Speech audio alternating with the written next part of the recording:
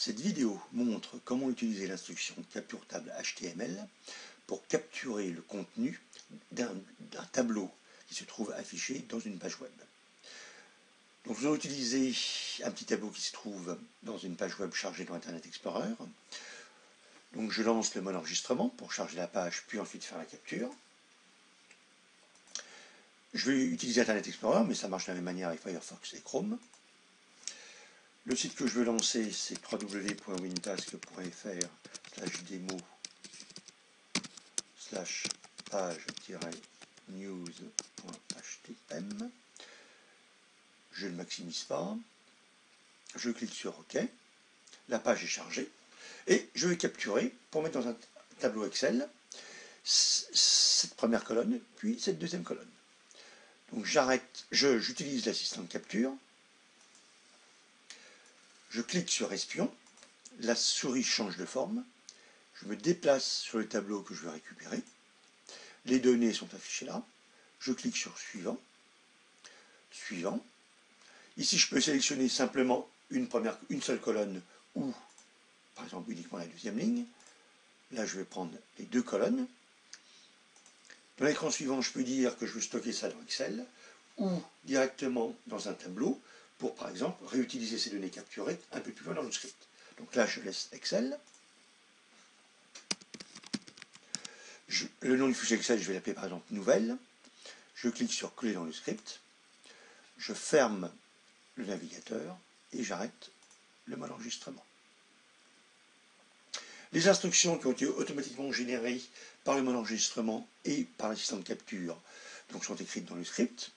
Si je regarde en particulier ce qui a été généré par la capture, donc capture table HTML, le tableau qui est identifié par le début de sa première cellule, donc là c'était 13, et ensuite j'écris donc row 1 pour ligne 1 jusqu'à row 4 pour ligne 4 de ma première colonne, C1, et j'écris ce contenu dans ce tableau, puis ensuite j'écris par l'instruction write Excel le contenu que je viens de capturer, donc dans nouvelle.xlsx, dans A1 à A4, puis pareil pour la deuxième colonne, C2, et j'écris dans B1 à B4. Donc si maintenant je lance l'exécution, donc je laisse comme ça, la page est lancée, la capture est effectuée, et ensuite je peux consulter le tableau Excel. Donc je vais faire Fichier, Ouvrir. Il a été généré dans C, Program Files, Wintask, Scripts, et il s'appelle Nouvelle. Donc je retrouve mes deux colonnes et mes trois lignes qui ont été générées.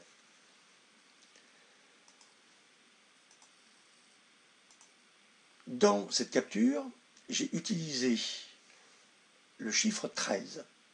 Si je recharge le site, la page web que j'avais utilisée, l'inconvénient donc de ce 13, c'est si demain je veux à nouveau capturer ce même tableau, eh bien la date du jour peut avoir changé.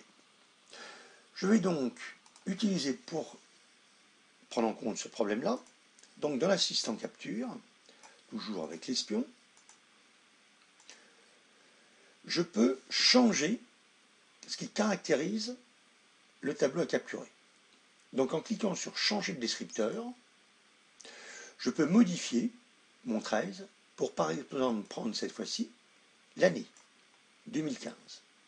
Donc je fais copier, je fais coller, je clique sur valider pour bien valider que la capture peut être faite en utilisant cette chaîne de caractères. Donc il accepte. Je clique sur OK. Maintenant mon content devient 2015. Je clique sur suivant et je retrouve les mêmes possibilités. Dans Excel, je l'appelle à nouveau Nouvelle et je colle dans le script. Donc le content a été modifié. Si je veux aller plus loin et maintenant prendre une année qui est généré automatiquement par le script.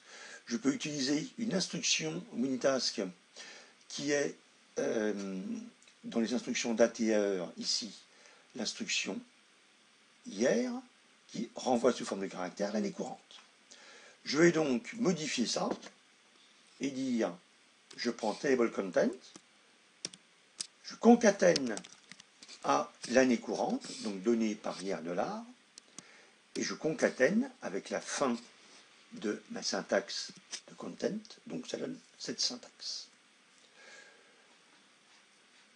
Voilà comment on peut générer une capture tablette HTML en utilisant non pas seulement le contenu de la première cellule, mais d'autres contenus qui restent invariants à chaque exécution du script. C'est la fin de cette vidéo.